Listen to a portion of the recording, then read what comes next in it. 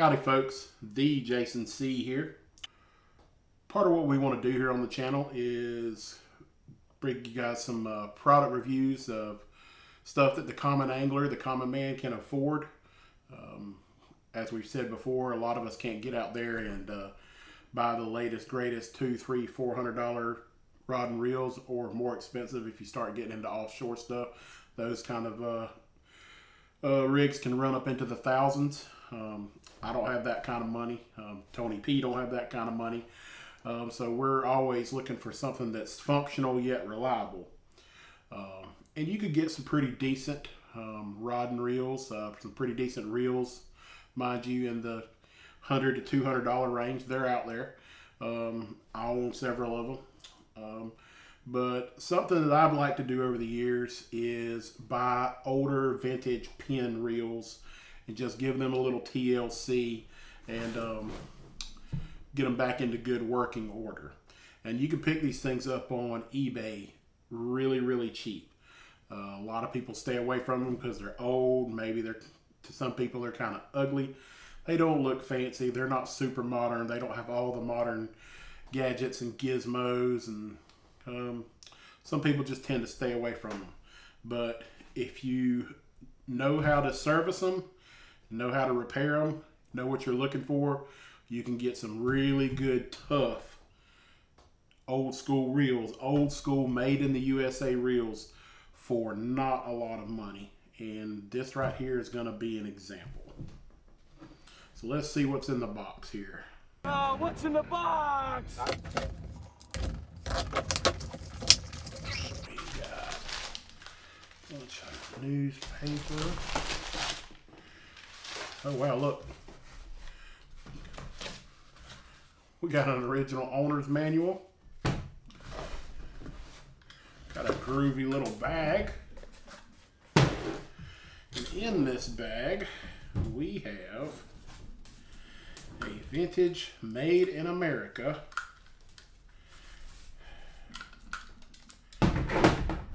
Jigmaster 500. Now, I own a couple of these. These are, if they're taken care of and kept in good shape, these are pretty well bulletproof reels. I think I just scored this one on eBay for $29 with free shipping. So 30 bucks for what appears to be a reel that's in pretty good shape. Pretty smooth. Can't do better than that. Let's see, does the bait clicker work?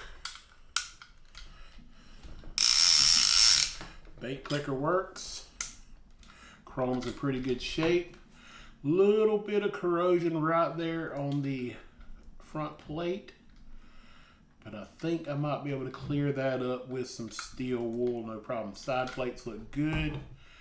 And there on the side is the most important part. It says made in the USA. That's the key to these Penn reels, these older Penn reels. All right, let's talk a little bit about the Jigmaster. Now this reel was introduced in the late 50s. I want to say 1958 or 59. And it continued production well into the 2000s.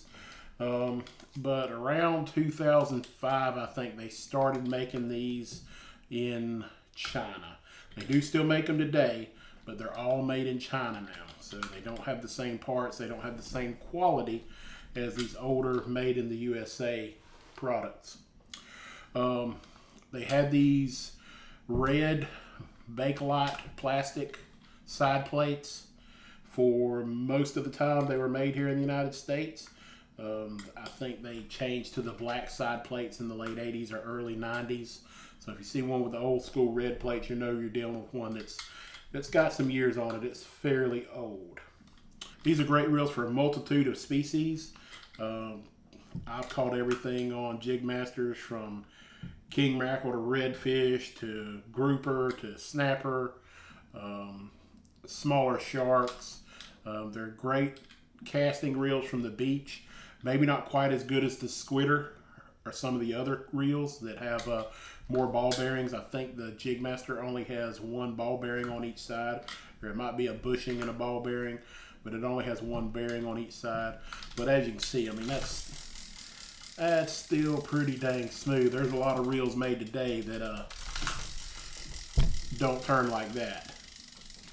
So, and keep in mind, this one's used. This one's probably 40 years old or older.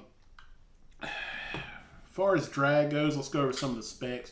Maximum drag on these reels, depending on which generation you got, it's around 15 to 17 pounds, which is plenty for a reel this size. Gear ratios, most of them are going to be 4 to 1. They did make a few variants that had a 5 to 1 retrieve. I'm not sure exactly what those are, but they did make a handful that had a 5 to 1 retrieve. But 4 to 1 is plenty fast for most of your saltwater applications. Line capacity, if you want to go with mono, of course I'll be stripping this mono off and putting fresh line on there. I hadn't decided what I'm going to put on here yet. But line capacity, mono with 20 pound, you're looking at 450. With a 30 pound test, you're looking at about 300. And with 40 pound test, I think you're looking at about 200 yards of line. But with braid, you can put a heap of line on these little reels. 30 pound braid gets almost 1,000 yards. 50 pound braid over 600, and 65 pound braid, I think it's 525 yards. So you can get a ton of line on these little reels. Again, gear ratio 4 to 1. One bearing on each side, or maybe one bushing, one bearing. Don't quote me on that, I'm not 100% sure. Now you can of course fish with them just like this, but there's also a lot of aftermarket parts. You can put different handles. They make some custom drag washers you can put in here to increase the drag, the maximum drag to over 20 pounds, which would make this a pretty formidable reel. And guys, this right here, this reel, guys, it's been around for a while. The New England coast surf fishermen use these for years for species like jumbo striped bass, jumbo bluefish, other species that they catch off the coast, but they're popular worldwide. This is one of the most popular pin reels of all time, and for good reason. It's a single screw takedown. You can just loosen up this screw right here and take the whole side plate off in one piece, and the spool will come out if you wanted to swap spools, if you wanted to swap between monofilament or braid or 20 pound to 50 pound. Let's say you're going from casting off the beach to jigging heavy metal over a wreck, or trying to pull some grouper off the bottom over a wreck. You could go from 17 to 20 pound test up to 50 or 60 by just swapping out the spool, and you can do it in less than a minute. Pretty neat reel. Again, the key to these older pin reels, and I'll probably going forward we'll do a series on several different models and what you can get, but the key to these older pin reels is get the ones made in the USA. These things are packed full of solid steel and brass components. There's no graphite, there's no composite, there's no cheap pot metal in these things. These things are built like a tank. And if you take care of them, it's stuff you can pass on to your kids when they start fishing. Probably do another video on this when I take it apart to service it, clean up the inside. A lot of times I like to swap the handles out on these to get you a little bit more torque, if you will. I'm not a big fan of these original Bakelite little bitty handles right here, but definitely functional. I mean, just see how freaking smooth that is. It's just amazing. Also, we'll put a different, I don't like these old-fashioned reel clamps right here. I like the ones with the graphite piece on the bottom that don't have these wing nuts on them. These kind of get in the way and hang on stuff and can snag on your fingers and cut you up a little when you're fighting fish. So we'll swap that out with a more modern reel clamp. Maybe put a modern reel handle on it. Kind of hot rod this thing a little bit and show you how it turns out. All right, guys, that's all I've got about the Penn Jigmaster 500 for now. Be on the lookout for that future video where I'm going to take this apart, clean it, service it, make sure the drags are good to go, put new line on it, and put it on a rod. Tell you what, guys, why don't y'all comment down below on your favorite vintage Penn reels and what you like to use them for. Please like, share, and subscribe. Channel's kind of picked up a little steam here the last few days, but of course we're still a small channel.